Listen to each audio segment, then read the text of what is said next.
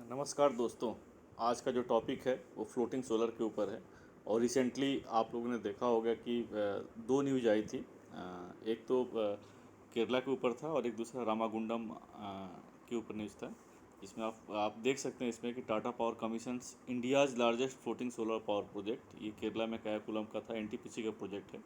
और सेकंड है 100 megawatt NTPC floating solar power plant at Ramagundam fully operational. तो ये दो रिसेंट न्यूज़ था फ्लोटिंग सोलर के ऊपर और ये काफ़ी बड़ी कैपेसिटी है। तो मुझे लगा कि इस टॉपिक पर वीडियो बनाना चाहिए, तो इसलिए मैंने आज ये जो मैं वीडियो बना रहा हूँ इस फ्लोटिंग सोलर के ऊपर बना रहा हूँ और इसको मैं डिटेल में थोड़ा सा डिस्कस करूँगा। तो अब आइए चलते हैं एक्चुअली फ्लोटिंग सोलर के ऊपर कि फ्लोटिंग सोलर होता क्या है। इसको हम समझते हैं। तो ये आप फोटो में देख सकते हैं, ये दो फोटो है इसमें फ्लोटिंग सोलर का। तो इसमें फ्लोटिंग सोलर होता क्या है, तो फ्लोटिंग सोलर जस्ट एक ग्राउंड माउंटेड सोलर प्रोजेक्ट्स की तरह ही होता है। इसमें हम लोग ग्राउंड ना यूज़ करके वाटर बॉडी यूज़ करते हैं। वाटर बॉडीज में फ्लोटर्स होता है, फ्लोटर्स के ऊपर से हम पैनल लगते हैं और भी एक्सेसरीज इक्विपमेंट्स होते हैं। तो ये अगर सिस्टम इस टाइप से अगर हो जाता है तो इसको हम floating solar power PV power projects बोलते हैं। पी मतलब फोटोवोल्टेइक। आप लेफ्ट साइड में फोटो देख सकते हैं। If FSP projects compromises solar modules on a floating platform which are anchored or moored and placed on the top of the water surface, floating solar can be deployed on the various types of water bodies, including industrial water ponds, irrigation or drinking water reservoirs, abundant quarries, lakes, aquaculture ponds, canals and dams. तो आप समझ ही गए होंगे simple कि अगर solar PV panels हैं, water bodies के ऊपर फ्लोटर्स होता है, फ्लोटर्स के ऊपर हम लोग रखते हैं और फ्लोटर्स जो होता है उसको हम लोग सपोर्ट करते हैं। आप राइट साइड में देख सकते हैं मोरिंग लाइंस और एंकरिंग के थ्रू हम फ्लोटर्स को सपोर्ट करते हैं। तो ये पूरा जो सिस्टम होता है, ये पूरे सिस्टम को हम बोलते हैं floating solar PV power projects. अब क्वेश्चन ये उठता है कि इंडिया में क्यों ज़रूरत है फ्लोटिंग सोलर पावर प्रोजेक्ट्स की। अगर हम लोग नॉर्मल तरीके से ग्राउंड माउंटेड और roof top solar power projects कर रहे हैं तो क्यों ज़रूरत है, इसको थोड़ा समझने की कोशिश करते हैं कि इंडिया के पर्सपेक्टिव से क्यों ज़रूरत है। अगर हम टारगेट की बात करते हैं, गवर्नमेंट ऑफ इंडिया ने already 175 gigawatt renewable energy capacity का टारगेट है, जिसमें 100 गीगावाट सोलर का है। और ये टारगेट जो है दिसंबर 2022 तक ही कंप्लीट करना है। और आज की डेट में अगर हम लोग देखते हैं तो जो टोटल सोलर जो अभी तक लगा है वो अराउंड 55-56 गीगावाट के आसपास लगा है और 4-5 महीने में और भी लग जाएगा। तो बहुत ज़्यादा हम अधिक से अधिक करेंगे तो 60-65 गीगावाट तक हम लगा सकते हैं। तो अभी भी हमें इस टारगेट को अचीव करना है। सेकंड टारगेट की बात करते हैं जिसमें कि 450 गीगावाट की बात की गई है, 2030 तक हम लगाएंगे। उस 450 गीगावाट को अगर हम लोग ब्रेकअप करते हैं तो 280 गीगावाट एज पर सी ए रिपोर्ट 280 गीगावाट सोलर होना चाहिए। तो ये जो गैप है बेसिकली आज की डेट में कितना इंस्टॉल कैपेसिटी है और कितना हमें अचीव करना है, अगर हम लोग गैप देखते हैं तो गैप 25-30 गीगावाट हर साल लगना चाहिए। तो ये काफ़ी ह्यूज टारगेट है। और अगर हम लोग इसमें अगर जो सोलर प्रोजेक्ट्स की बात करते हैं तो लगना चाहिए। तो अगर हम लोग इसके लैंड के पर्सपेक्टिव से बात करते हैं तो 1 मेगावाट सोलर प्रोजेक्ट्स लगाने के लिए अराउंड आज की डेट में 4 to 5 एकर्स लैंड की रिक्वायरमेंट होती है। जनरली 4 एकर्स आसपास आजकल 4 एकर्स की लैंड ही लग रही है। तो आप देख सकते हैं कि अगर 1000 मेगावाट के प्लांट्स लगाना है तो 4000 एकर्स की लैंड चाहिए हमें। और ये काफ़ी ह्यूज लैंड है और इंडिया जो है काफ़ी लैंड सेंसिटिव कंट्री है।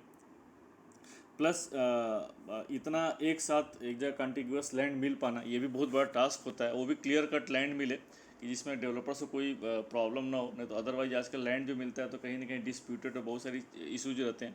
तो ये काफ़ी ह्यूज टास्क है सोलर प्रोजेक्ट्स में। अगर आप देखेंगे आज की डेट में कि जो प्रॉब्लम्स ज़्यादा सोलर डेवलपर्स को प्रोजेक्ट्स लगाने में आ रही है वो लैंड्स को लेकर के ही होती है। तो एक लैंड काफ़ी मेजर पोर्शन है सोलर प्रोजेक्ट्स लगाने के लिए। तो ये जो सोलर फ्लोटिंग सोलर की हम लोग जो बात कर रहे हैं, एक ये बहुत ही बेटर अल्टरनेटिव है। अगर फ्लोटिंग सोलर्स को अगर हम लोग प्रमोट कर सकते हैं, इकोनॉमिकली और टेक्निकली वायबल है, तो ये काफ़ी बेटर अल्टरनेटिव है ये। सेकेंड हम लोग बात करते हैं कि क्या हम लोग इंडिया में इतनी कैपेसिटी है क्या कि मतलब हम लगा सकते हैं। तो इंडिया में काफ़ी मैन मेड रिजर्वायर्स है और अराउंड 70,000 स्क्वायर किलोमीटर। अगर हम टेरी रिपोर्ट की बात करते हैं तो टेरी ने ये अपने एक रिपोर्ट से बताया कि काफ़ी ह्यूज पोटेंशियल है जिस पर हम लोग प्रोजेक्ट्स लगा सकते हैं। और मैन मेड ऑलरेडी रिजर्वायर्स है, बहुत सारे रिजर्वायर्स हैं, ड्रिंकिंग वाटर के लिए यूज़ करते हैं, इरीगेशन के लिए यूज़ करते हैं और जो हाइड्रो प्लांट्स हैं उनके लिए यूज़ करते हैं। तो टोटल ये जो एरिया है 70,000 स्क्वायर किलोमीटर है ये। और जिस पे की जो कैपेसिटी जो आ सकती है, जो पोटेंशियल की जो हम लोग बात करते हैं 280 गीगावाट, मतलब 2,80,000 मेगावाट की पोटेंशियल है ये। तो ये एक मेजर काफ़ी रीजन है कि क्यों floating solar power PV projects को इंडिया में प्रमोट किया जा रहा है। और पोटेंशियल की ऑलरेडी मैंने बात की है कि 280 गीगावाट की पोटेंशियल, अगर टेरी रिपोर्ट्स की हम लोग बात करते हैं तो। अब हम बात करते हैं कि क्या इसके एडवांटेजेज हैं। फ्लोटिंग सोलर फोटोवोल्टेइक अगर प्रोजेक्ट्स हम लोग लगाते हैं तो क्या एडवांटेजेज है, तो आप देख सकते हैं इसमें higher gains in energy production. Generally जो ग्राउंड माउंटेड प्रोजेक्ट्स है और फ्लोटिंग सोलर से अगर हम लोग तुलना करें तो इसमें जो एनर्जी का प्रोडक्शन है, जो इलेक्ट्रिसिटी प्रोड्यूस होती है पैनल्स के थ्रू जो फ्लोटिंग सोलर में, तो जनरली जो ग्राउंड माउंटेड है उससे 5 से 6% ज़्यादा होती है। तो ये भी एक काफ़ी एडवांटेज है। उसके बहुत सारे रीजन्स हैं। एक तो कूलिंग इफेक्ट होता है, जो पैनल्स की जो कूलिंग इफेक्ट होता है उसकी वजह से भी इसका प्रोडक्शन बढ़ जाता है। दूसरा जो विंड की स्पीड होती है जनरली जो वाटर बॉडीज़ के ऊपर ज़्यादा होती है, तो उसका भी एक इफेक्ट है। दूसरा पैनल जो होता है डर्टी भी कम होता है। तो ये सब बहुत सारे रीजन्स हैं जिसकी वजह से एनर्जी का जो प्रोडक्शन है फ्लोटिंग सोलर में ज़्यादा होता है। लैंड न्यूट्रल, आप लैंड न्यूट्रल का सेंस यहाँ पर ये है कि अगर अभी आज की डेट में देखते हैं तो जो सोलर है काफ़ी कंसनट्रेटेड है राजस्थान में, गुजरात और जो साउथ के कंट्रीज है कर्नाटका और आंध्र प्रदेश, तेलंगाना, तो इन्हीं सब 6-7 स्टेट्स में ही काफ़ी सोलर प्रोजेक्ट्स लगे हुए हैं। All over India proper spread नहीं है। अगर फ्लोटिंग सोलर वाइबल हो जाता है तो मैक्सिमम स्टेट्स में वाटर बॉडीज़ है और वहाँ पर अगर टेक्निकली और इकोनॉमिकली वाइबल है प्रोजेक्ट्स आ सकता है, तो एक यूनिफॉर्मिटी रहेगी, solar projects all over India रह सकता है। तो लैंड न्यूट्रल है, लैंड का कोई इशूज़ नहीं है, इसलिए ये कहीं भी प्रोजेक्ट्स आ सकता है अगर वाटर की अवेलेबिलिटी है तो, रिजर्वायर की अवेलेबिलिटी है तो। Reduction in water evaporation, already obviously आप देख ही सकते हैं कि अगर कुछ अगर ऊपर से कुछ बॉडी ये फ्लोटर्स जो है जहाँ पर जिस एरिया में रहेगा उसके वहाँ पर इवेपोरेशन वाटर कम होगा, तो हम ज़्यादा यूज़ कर सकते हैं वाटर को। Possibility of sharing existing electrical infrastructure, जो हाइड्रो प्लांट की बात करें और भी बहुत सारे प्लांट्स करें, तो जनरली जो आसपास होता है वहाँ पर ग्रिड की कनेक्टिविटी रहती है। अगर ग्रिड की कनेक्टिविटी सब स्टेशन है तो हम जो एग्जिस्टिंग इंफ्रास्ट्रक्चर है वहाँ से पावर इवैक्यूएट करने में ईजी रहेगा अगर फ्लोटिंग सोलर पावर प्रोजेक्ट्स आता है तो। Complementary operation with hydro electric power plants, अगर हाइड्रो पावर प्लांट के रिजर्वायर्स पर अगर फ्लोटर्स आ जाते हैं, फ्लोटिंग आ जाते हैं, तो हम एक्चुअली क्या देखते हैं, जो ठंड के टाइम पे क्या होता है, ठंड के टाइम पे वाटर का लेवल कम हो जाता है और जो रेनी सीजन होता है तो उसमें वाटर का लेवल बहुत ज़्यादा हो जाता है, पानी भी गंदा होता है। तो उस केस में क्या होता है, उस केस में हमें बाईपास करना पड़ जाता है। वाटर कम होता है तो हम प्रोड्यूस भी नहीं कर पाते, इलेक्ट्रिसिटी जनरेट भी नहीं करते हाइड्रो पावर प्लांट से। तो ये क्या होगा, अगर फ्लोटर्स वहाँ पर आ जाते हैं, अगर फ्लोटिंग सोलर पावर प्रोजेक्ट्स लग जाते हैं, तो ये कॉम्प्लीमेंट्री नेचर है। मतलब जब भी हमारी ज़रूरत दिन में हम इससे प्रोड्यूस कर सकते हैं और जो रिजर्वायर है उसको हम लोग रात में यूज़ कर सकते हैं। तो ये कॉम्प्लीमेंट्री नेचर है, उसको बहुत अच्छे तरीके से बैलेंस कर सकते हैं। रिडक्शन इन एल्गी ग्रोथ है, लेस सॉइलिंग लॉस है, ईज ऑफ क्लीनिंग है, क्योंकि ये वाटर बॉडीज में रहेगा, डर्टी भी कम होगा और ईजी से भी पैनल्स को क्लीन किया जा सकता है। ईजी इंस्टॉलेशन एंड डिप्लॉयमेंट है। एक्चुअली ये मॉड्यूलर स्ट्रक्चर में होता है, हम फ्लोटर्स को ऑलरेडी पहले से बना के लाते हैं और उसको एक असेंबल करके सीधे सीधे असेंबल करना होता है और उसके बाद पैनल्स लगा देते हैं। तो इस सेंस में ये ईजी इंस्टॉलेशन एंड डिप्लॉयमेंट है। तो ये बहुत सारे एडवांटेजेस हैं फ्लोटिंग सोलर पावर प्रोजेक्ट्स के, बट इसके बहुत सारे चैलेंजेस भी हैं। चैलेंजेस क्या है, अगर एडवांटेजेस बहुत सारे हैं, चैलेंजेस नहीं रहते तो ऑब्वियसली बहुत सारे प्रोजेक्ट्स आ जाते हैं, लेकिन नहीं आ पा रहे हैं और अभी आ रहे हैं तो इन सब चैलेंजेस को थोड़ा सा दूर भी किया जा रहा है। हायर कैपिटल कॉस्ट, अगर हम लोग बात करते हैं हायर कैपिटल कॉस्ट की, तो जनरली इसका 20 to 30% प्रोजेक्ट कॉस्ट ज़्यादा होती है। रीजन क्या है, फ्लोटर्स, तो एक मेजर इसमें कंपोनेंट आ जाता है। फ्लोटर्स की वजह से कैपिटल कॉस्ट बढ़ जाती है और जो इलेक्ट्रिसिटी जनरेट होती है, तो इंडिया एक्चुअली प्राइस सेंसिटिव है, टैरिफ काफ़ी इम्पॉर्टेंट फैक्टर है। तो इसलिए एक ये चैलेंज ये है कि चूँकि कैपिटल कॉस्ट बढ़ जाती है तो इसलिए इससे जो इलेक्ट्रिसिटी प्रोड्यूस होती है उसका कॉस्ट ज़्यादा है, टैरिफ ज़्यादा है। Non availability of reservoir data, reservoir तो हमारे पास है, काफ़ी ह्यूज रिजर्वायर है इंडिया में, बट एक्चुअल डेटा नहीं है कि वहाँ पर actual data in the sense कि मतलब floating solar PV power projects के पॉइंट ऑफ व्यू से कि वहाँ पर क्या पोटेंशियल है, कितना आ सकता है। जस्ट एक रिजर्वायर होना और वहाँ पर फ्लोटिंग सोलर पावर प्रोजेक्ट्स लगाना यही सफिशिएंट नहीं है, काफ़ी इसका डिटेल में स्टडी होता है। तो एक प्रॉपर डेटा नहीं है रिजर्वायर का, जिसकी वजह से हम कहाँ कहाँ प्रोजेक्ट्स आ सकता है वो हम नहीं अभी एसेस कर पा रहे हैं। Unavailability of FSPB specific standards technical guidelines, क्योंकि अभी नई टेक्नोलॉजी है और धीरे धीरे आ रहा है ये। इसका बहुत डिटेल में अभी कोई भी टेक्निकल स्पेसिफिकेशन नहीं है, फ्लोटर्स हो या और भी, क्योंकि जो हम लाइफ की बात करते हैं सोलर पीवी प्रोजेक्ट्स की, तो लाइफ इसका 25 ईयर्स होता है। तो उस इतने लॉन्ग ड्यूरेशन के लिए जो टेक्निकल स्टैंडर्ड होना चाहिए वो नहीं है, क्योंकि इसका क्या इफेक्ट आ सकता है पैनल्स पे और भी जो इलेक्ट्रिकल सिस्टम है उस पर क्या इफेक्ट सकता है, जिसका कोई भी डिटेल में अभी प्रॉपर स्टडी नहीं है और टेक्निकल गाइडलाइंस भी नहीं है।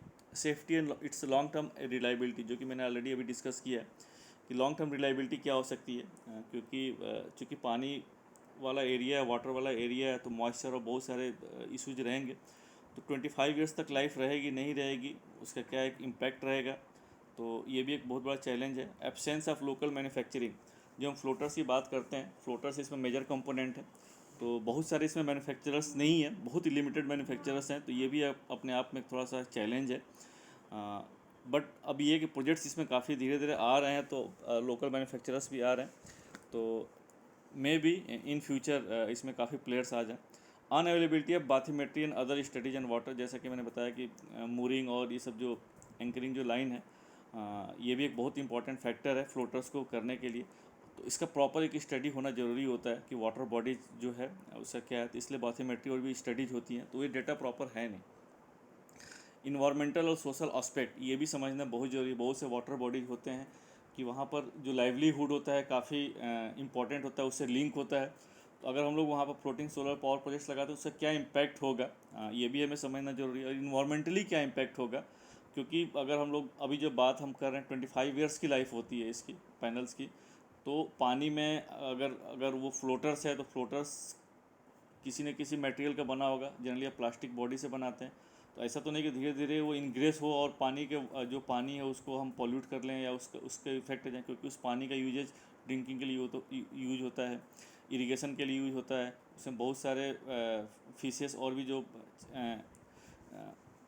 बायोडाइवर्सिटी बहुत सारे उस पर इफेक्ट होता है। तो ये भी एक डिटेल में समझना बहुत ज़रूरी है। इंस्टॉलेशन चैलेंजेस, चूँकि पानी के ऊपर लगाना है तो एक चैलेंजेस तो रहेगा ही, नॉर्मल अगर ग्राउंड माउंटेड हो तो इतना चैलेंज नहीं रहता, लेकिन इस पर एक चैलेंजेज है। Administrative aspect and clearances permission for right to use, जो वाटर बॉडीज है बहुत सारे स्टेट्स में देखेंगे जनरली कि मतलब किसके कंट्रोल में होता है, ये भी है। कहीं कोई इरिगेशन डिपार्टमेंट के कंट्रोल में है, कहीं वाटर डिपार्टमेंट के कंट्रोल में है, तो बहुत सारे जो हैं उसके एक चैलेंजेज है कि किससे अगर किसी को फ्लोटिंग सोलर पावर प्रोजेक्ट लगाना तो किससे परमिशन लेना है, क्या यूजेज है, क्या बहुत सारे तरीके हैं, तो एक ये भी एक चैलेंजेज है। ट्रांसपोर्टेशन ऑफ फ्लोटिंग प्लेटफॉर्म, अगर हम लोग बात करते हैं, जैसा कि मैंने जस्ट अभी रामागुंडम या कायाकुलम की हम लोग बात की है, तो जनरली वहाँ पर चूँकि ये बड़ा प्रोजेक्ट था, तो इसलिए वहाँ पर लोकल ही मैन्युफैक्चरिंग की गई फ्लोटर्स को लगाने के लिए। लेकिन अगर छोटे प्रोजेक्ट्स लगाने हैं तो फ्लोटर्स को लोकल मैन्युफैक्चरिंग नहीं कर सकती, वहाँ पर उसकी फैक्ट्री में फ्लोटर्स बनाया जाएगा, फिर वहाँ से ट्रांसपोर्ट करके वहाँ लाया जाएगा। तो ये बहुत ही बल्कि साइज होता है, तो ये भी अपने आप में एक बड़ा चैलेंज है कि मतलब मैन्युफैक्चरिंग से लेकर के साइट पर ले आना, ट्रांसपोर्टेशन फ्लोटिंग प्लेटफॉर्म, ये बहुत बड़ा चैलेंज है। ऑपरेशनल मेंटेनेंस चैलेंज, ऑब्वियसली अगर वाटर बॉडीज में है तो ये भी चैलेंज है ही। कॉम्प्लेक्स इंजीनियरिंग डिज़ाइन, ऑब्वियसली अगर फ्लोटर्स हैं और फ्लोटर्स के ऊपर पैनल्स लगे हैं, और इसमें अगर हम देखें विंड की स्पीड भी ज़्यादा होती है, और फ्लोटर्स को कैसे रखना है, उसके ऊपर क्या और भी इलेक्ट्रिकल इक्विपमेंट्स होंगे, तो एक इंजीनियरिंग जो अगर इंस्टॉलेशन के लिए जो की जाती है तो इसका एक इंजीनियरिंग कॉम्प्लेक्स हो जाता है विद रिस्पेक्ट टू जो हम अगर रूफ टॉप और अगर हम लोग बात करते हैं ग्राउंड माउंटेड की। अब हम बात करते हैं प्रोजेक्ट कॉस्ट की, तो जैसा कि मैंने बताया कि प्रोजेक्ट कॉस्ट इसका 20 to 30% ज़्यादा होता है ड्यू टू फ्लोटर्स। तो इसलिए अभी आज के डेट में जितने भी इसमें जो टैरिफ निकल के आ रहा है, तो टैरिफ जनरली हायर है फ्लोटिंग सोलर पावर प्रोजेक्ट्स का। और अगर हम लोग इंडिया के पर्सपेक्टिव से बात करें तो अभी कितने कमीशनड हो गए हैं और क्या ऑन गोइंग प्रोजेक्ट्स है, क्या टेंडरिंग है, उसके बारे में डिस्कस करते हैं। तो जब कमीशनिंग की अगर हम लोग बात करते हैं तो सबसे पहले जो प्रोजेक्ट्स लगा था 10 किलोवाट का प्रोजेक्ट्स लगा था, ये 10 किलो का प्रोजेक्ट्स लगा था। एक्चुअली कोलकाता में राजरहट करके जगह है, 2015 में लगाया गया था, और ये बेसिकली R&D प्रोजेक्ट्स था। तो सबसे पुराना प्रोजेक्ट्स फ्लोटिंग सोलर का इंडिया में 2015 में था। उसके बाद 2017 में NTPC ने कायाकुलम में 100 किलोवाट का सिस्टम लगाया था। उसके बाद 2017 में केरला स्टेट इलेक्ट्रिसिटी बोर्ड ने वायनाड डिस्ट्रिक्ट में एक बांसुआ सागर रिजर्वायर है, वहाँ पर लगाया था 500 किलोवाट का। इसके बाद अगस्त 2018 में हम लोग बात करें तो 2 मेगावाट का विशाखापट्टनम में आंध्र प्रदेश में लगा है। फिर उसके बाद NTPC ने ही उसका प्लांट है कवास में, गैस बेस्ड पावर प्लांट है गुजरात में, वहाँ पर 1 मेगावाट का प्रोजेक्ट लगाया था। फिर उसके बाद 2021 में जनवरी में वेस्ट बंगाल में सागिरदी थर्मल पावर प्रोजेक्ट्स है, 5 मेगावाट का वहाँ पर प्रोजेक्ट्स लगा है। फिर उसके बाद 2021 में मई अराउंड 15 मेगावाट पीक के आसपास एक captive power floating solar power project लगा तमिलनाडु में, वहाँ पर लगा है। फिर उसके बाद 2021 में जून में 5 मेगावाट का West Bengal Power Development Corporation ने Santaldih thermal power station है पुरुलिया में, वहाँ पर लगाया है। और रिसेंटली दो आपने भी देखा है कि अगर हम लोग बात करें 25 मेगावाट का जो प्लांट है सीमाद्री में एनटीपीसी का लगा है। फिर 100 मेगावाट का रामागुंडम में हो गया और 92 मेगावाट का कायाकुलम में हो गया। तो ये भी आज की डेट में एज़ पर माई नॉलेज ये इतने सारे प्रोजेक्ट्स अभी तक कमीशनड हो गए हैं। और अगर हम लोग ऑन गोइंग की बात करें तो 20 मेगावाट का औरैया में एनटीपीसी लगा रहा है ये, और 15 मेगावाट का एसजेवीएन जो है ये भाखड़ा बांध है ये हिमाचल प्रदेश में, वहाँ पे लगा रहा है। और 150 मेगावाट का सेकी का डेवलपर मोड में था, जिसमें कि रीनू और भी अदर पार्टीज़ 150 मेगावाट का रिहन डैम पे कर रहे हैं ये। और अगर हम लोग टेंडरिंग की बात करें तो अभी आज की डेट में टेंडरिंग वाले कौन से स्टेट, तो 140 मेगावाट का उज्जैनी डैम में है ये आपका महाराष्ट्र में, इसका टेंडरिंग प्रोसेस में है। और 50 मेगावाट का एनएचपीसी केरला में कर रहा है ये, 25 मेगावाट का एनएचडीसी एमपी में कर रहा है। और 15 मेगावाट का ऑलरेडी मैंने 15 मेगावाट का है, और 600 मेगावाट का ओमकारेश्वर डैम में ऑलरेडी इसमें बिड्स आ चुकी हैं, इसका रिवर्स होना अभी बाकी है। तो ये सारे अंडर टेंडरिंग वाले प्रोजेक्ट्स हैं, और कुछ प्रपोज्ड भी प्रोजेक्ट हैं। अगर हम प्रपोज्ड की बात करते हैं तो सबसे मेजर जो है 1700 मेगावाट का जो है डीवीसी और एनटीपीसी के बीच में उनका एमओयू हुआ है। और डीवीसी के पास बहुत सारे रिजर्वायर हैं झारखंड और वेस्ट बंगाल में, तो वहाँ पर ये फ्लोटिंग सोलर पावर प्रोजेक्ट्स आएगा। इसके अलावा 100 मेगावाट का सेकी जो है झारखंड में गेटालूस डैम करके है वहाँ पर झारखंड में, वहाँ पर डेवलप करने का प्लान बना रहा है। उसके बाद एनएचपीसी जो है काफ़ी एग्रेसिवली, एनटीपीसी के बाद एनएचपीसी जो काफ़ी एग्रेसिवली कोशिश कर रहा है इसमें फ्लोटिंग पावर प्रोजेक्ट्स करने के लिए, जिसमें कि 100 मेगावाट का उसका उड़ीसा में एक प्रोजेक्ट्स है, 500 मेगावाट ने उसने फिर उड़ीसा में एक प्लान किया है, और 500 मेगावाट का तेलंगाना में प्लान किया है। ये सब बहुत सारे जो प्रपोज्ड प्रोजेक्ट हैं ये। तो होप दोस्तों थोड़ा सा मेरा ये वीडियो थोड़ा सा लॉन्ग बन गया, क्योंकि थोड़ा सा मैंने कोशिश की कि डिटेल में बता सकूं फ्लोटिंग सोलर के ऊपर कि क्या होता है और अभी क्या प्रेजेंट स्टेटस है, क्या एडवांटेजेस हैं, क्या चैलेंजेस हैं। तो अगर आपको सही लगा होगा तो आप मेरे चैनल को लाइक करिए, सब्सक्राइब करिए और अपने दोस्तों को भी फॉरवर्ड करिए। फिर आपसे मिलते हैं नेक्स्ट वीडियो में। थैंक यू, जय हिंद।